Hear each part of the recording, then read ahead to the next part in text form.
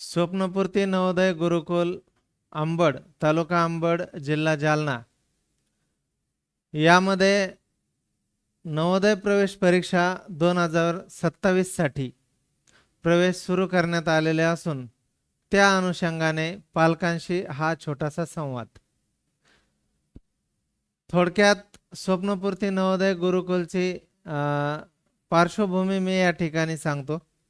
2018-19 साली नवोदय प्रवेश परीक्षेमध्ये विद्यार्थ्यांना जास्तीत जास्त प्रमाणात कसा प्रवेश मिळेल हा उद्देश समोर ठेवून या अकॅडमीची स्थापना करण्यात आली होती, ज्यामध्ये आतापर्यंत एकूण 90 विद्यार्थ्यांचा नवोदयमध्ये विविध नवोदयमध्ये प्रवेश निश्चित झालेला आहे। तसेच शिष्यवृत्ती परीक्षेमध्ये 150+ विद्यार्थी आजपर्यंत शिष्यवृत्ती धारक झालेले आहेत।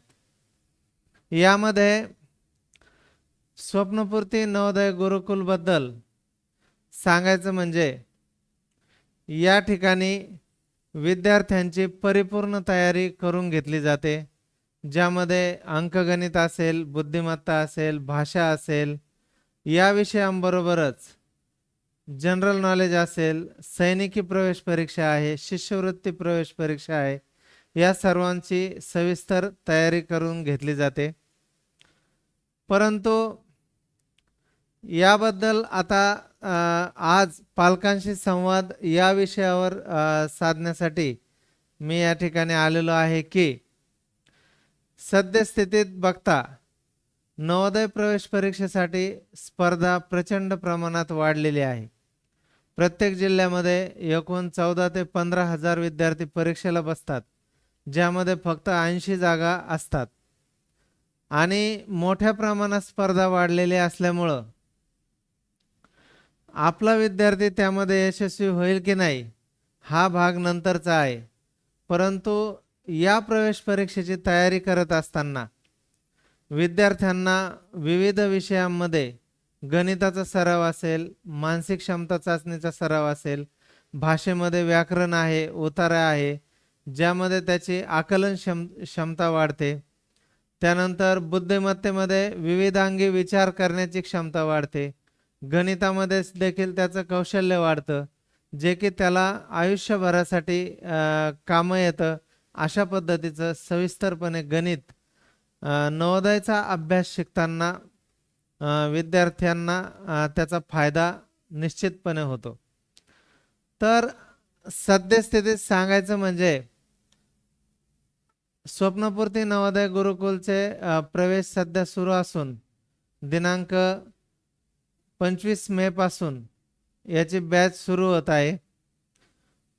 परंतु ह्या 1-2 वर्षामध्ये मागच्या 3 ते 4 वर्षाचा जर विचार केला तर क्लासेसची संख्या भरमसाठ वाढलेली आपल्याला दिसून येते।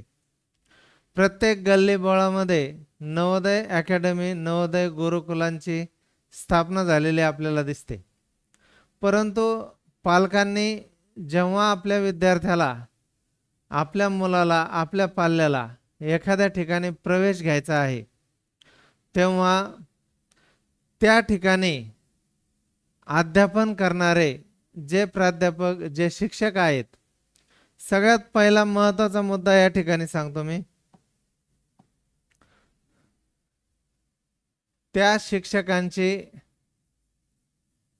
पात्रता पाहणे आवश्यक आहे। पात्रता नेमकी कोणती?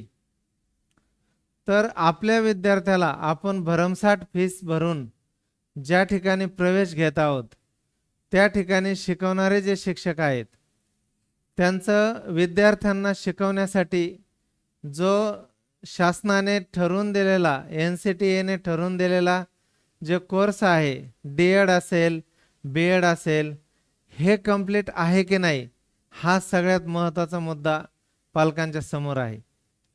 तर आता आपण म्हणू की चला अमुक अमुक आहे, जरी नसेल D.Ed चांगले शिकवतात, काही अडचण नाही। परंतु एखाद्या IAS अधिकाऱ्याला जरी आपण त्या मुलांसमोर उभा केलं, तो IAS अधिकारी त्याची पात्रता खूप छान आहे, तो प्रचंड विद्वान आहे, त्याबद्दल कुठलीही शंका नाही. परंतु विद्यार्थ्यांना शिकवण्यासाठी जे कौशल्य आवश्यक असतात ते कौशल्य डी.एड आणि बी.एड या अभ्यासक्रमांमध्ये ते शिकवले जातात. म्हणजे काय शिकवलं जातं, तर बालमानसशास्त्राचा अभ्यास त्या ठिकाणी असतो. डी.एड हा कोर्स 1ली ते 8वीच्या विद्यार्थ्यांना शिकवण्यासाठी जी पात्रता शिक्षकाच्या अंगी येते ती डी.एड या कोर्समुळे येते, ज्यामध्ये जन्मपूर्व अवस्थेपासून 8वी पर्यंत विद्यार्थ्याची, त्या बालकाची मानसिकता कशी असते हे सुद्धा शिकवलं जातं. आणि तो शिक्षक जाणतो, त्यानुसार तो त्या विद्यार्थ्यांना अध्यापन करू शकतो. बी.एड मध्ये माध्यमिक विद्यार्थ्यांना कशा पद्धतीने अध्यापन करायचं ती पात्रता त्या शिक्षकाला प्राप्त होते, ज्यामध्ये प्रशिक्षण घेत असताना विविध कौशल्य शिकवले जातात. त्यामध्ये एखादा घटक शिकवत असताना त्याची प्रस्तावना कशी करायची, विद्यार्थ्यांना तो कशा प्रकारे कळल, हे इथपासून प्रश्न कशा प्रकारचे विचारावे, विद्यार्थ्यांना आकलन कसं होईल, फलक लेखन फळ्यावर लिहायचं कसं, हे सुद्धा त्या कोर्सेसमध्ये शिकवलं जातं. आणि जर तुम्ही एखाद्या कुठलाही डी.एड बी.एड कोर्स न करणाऱ्या शिक्षकासमोर जर तुमचे मुलं नेऊन बसवत असताल तर तुमच्यासारखे म्हणजे आपण त्याला विचार करण्याची गरज आहे.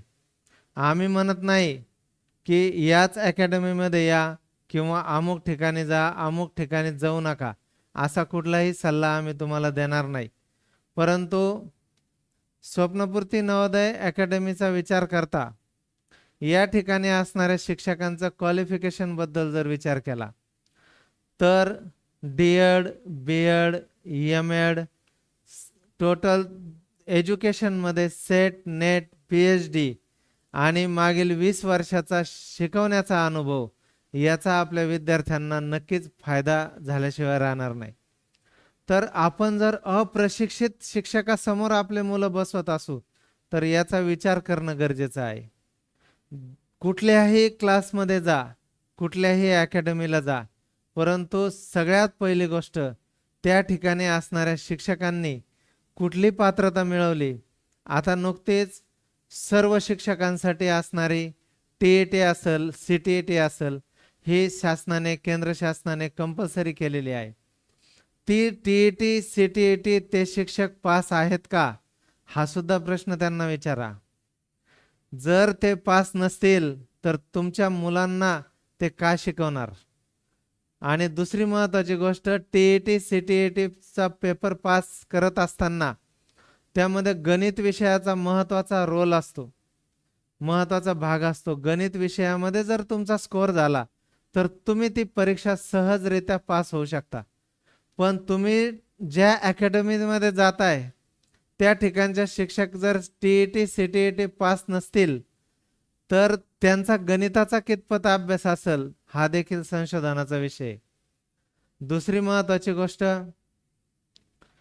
स्वप्नपूर्तीबद्दल सांगायचं म्हणजे या ठिकाणी असणारे शिक्षक विस्तार अधिकारी परीक्षा असेल, केंद्रप्रमुख परीक्षा असेल, इतर स्पर्धा परीक्षा असतील, यामध्ये घवघवीत यश मिळवलेलं आहे आणि चांगल्या पद्धतीचे स्कोअर त्यामध्ये आलेले आहेत.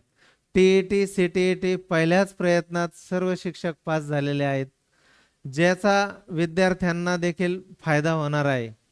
मागील वर्षी शिक्षक पात्रता परीक्षा जी टी.ई.टी होती, तो पेपर आम्ही सोडून आल्यानंतर आम्ही आमच्या विद्यार्थ्यांना सोडवायला दिला. त्यामधले गणित विषयाचे 30 पैकी 22 ते 23 प्रश्न मॅक्झिमम विद्यार्थ्यांनी बरोबर करून दाखवले. म्हणजे माझा सांगण्याचा उद्देश असा आहे की आमचीच अकॅडमी चांगली किंवा आमच्याकडेच या, हा उद्देश कधीही नाही. ज्या ठिकाणी जाल त्या ठिकाणचं क्वालिफिकेशन पहिल्यांदा तपासा. बाकीच्या सुविधा किंवा एखाद्या ठिकाणी दुसऱ्याबद्दल काहीतरी वाईट सांगायचं आणि प्रवेश ओढून घ्यायचे, अशी परिस्थिती जर असेल तर त्यांना तुम्ही हे प्रश्न विचारा, तुमचं क्वालिफिकेशन काय, हा प्रश्न अवश्य विचारा. आमच्याकडे या नका येऊ, काही अडचण नाही. परंतु ज्या ज्या ठिकाणी जाऊ तुम्ही प्रवेशासाठी जाल तिथं नक्की त्यांचं शैक्षणिक आणि व्यावसायिक पात्रता तुम्ही तपासा. डी बी एड हे कोर्सेस शासनाने तयार केले, NCTE ने, आणि ती पात्रता असेल तरच त्याला नोकरी दिली जाते, तरच तो विद्यार्थ्यासमोर जाऊ शकतो. आणि जर ते कोर्सेसच पूर्ण नसणारा व्यक्ती जर आपल्या विद्यार्थ्यांना शिकवत असेल तर त्यांचं काय भविष्य असणार आहे हे तुम्ही पालक म्हणून चांगल्या पद्धतीने समजू शकता. दुसरी महत्वाची गोष्ट, ही स्पर्धा परीक्षा आहे. कोणतीही स्पर्धा परीक्षा जर असेल तर एखाद्या वर्षी रिझल्ट कमी येतो किंवा जास्त येतो. एखाद्या वर्षी खूप जास्त विद्यार्थी लागतात, खूप कमी विद्यार्थी लागतात. हा कम्प्लिटली त्या पेपरवरती, त्या ठिकाणी येणारा पेपर कशा पद्धतीचा आहे, विद्यार्थ्यांनी त्या 2 तासामध्ये कशा पद्धतीने स्कोअर केलेले आहेत याच्यावरती अवलंबून असतं. स्वप्नपूर्तीचे 2025 मध्ये तब्बल 17 विद्यार्थी नवोदयसाठी पात्र झाले होते. यावर्षी देखील 12 विद्यार्थी नवोदयसाठी पात्र झाले असून एकूण 25 विद्यार्थी असे आहेत ज्यांना 90% पेक्षा जास्त गुण आलेले आहेत.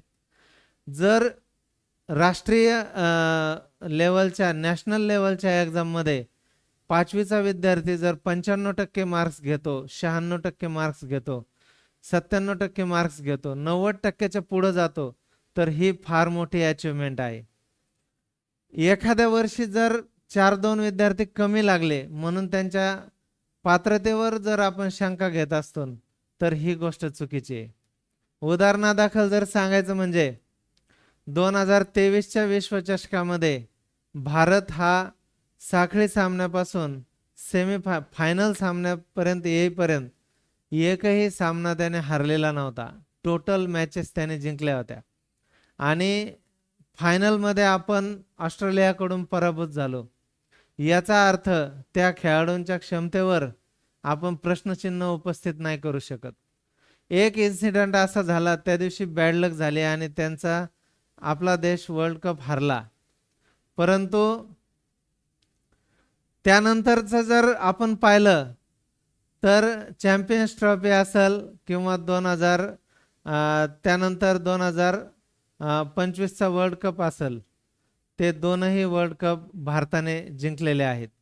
तर अशा पद्धतीनं त्यांची क्षमता, एका ठिकाणी अपयश आलं म्हणून चला हे काही कामाचे नाही किंवा यांना यश येऊ शकत नाही असा चुकीचा प्रचार किंवा चुकीचा समज करून घेणं ही देखील चुकीची गोष्ट आहे.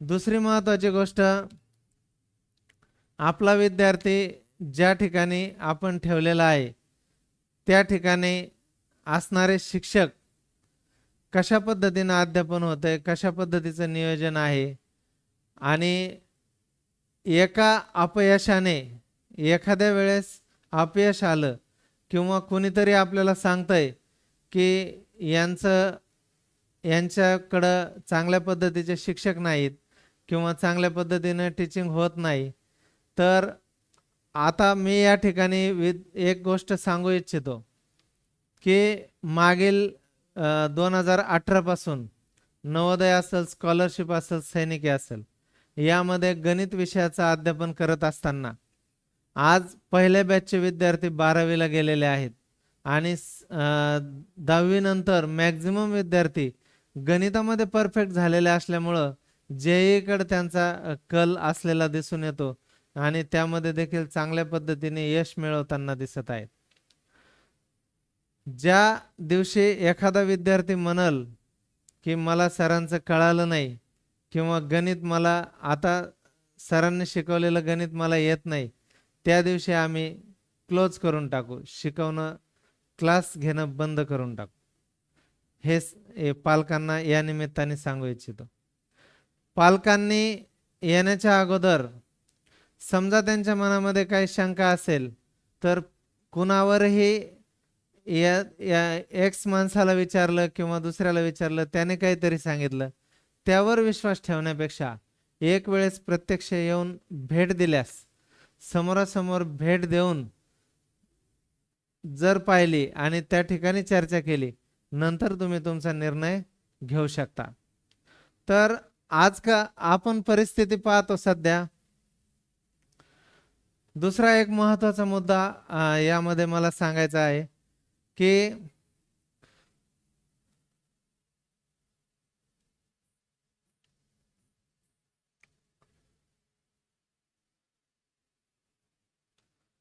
एखाद्या इन्स्टिट्यूटमध्ये जर आपण एक टीम म्हणून काम करत असू आणि त्या इन्स्टिट्यूटमध्ये त्या इन्स्टिट्यूटबद्दल आपण चांगलाच विचार केला पाहिजे. त्या ठिकाणी येणाऱ्या विद्यार्थ्याबद्दल जास्तीत जास्त रिझल्ट आपण कशा पद्धतीनं देऊ याबद्दल सगळ्यांनी विचार केला पाहिजे. तर पालकांना एकच विनंती आहे की या ठिकाणी आत्तापर्यंत जो उत्तुंग रिझल्ट नवोदयचा वर्षानुवर्षे येत आहे, त्या ठिकाणी आपली पहिली पसंती असणं आवश्यक आहे. अगोदर बाकीचे मुद्दे सगळे एक्सप्लेन केलेलेच आहेत. तर सर्वांनी आपल्या पाल्याला नवोदय प्रवेश परीक्षेमध्ये जर यश मिळवायचं असेल तर एक वेळेस नक्कीच स्वप्नपूर्ती नवोदय अकॅडमी तथा गुरुकुल अंबड या ठिकाणी भेट द्यावी. आणि प्रवेशासाठी संपर्क आहे, या ठिकाणी 2 संपर्क क्रमांक दिलेले असून त्या ठिकाणी संपर्क करून आपण भेट देऊ शकता. धन्यवाद.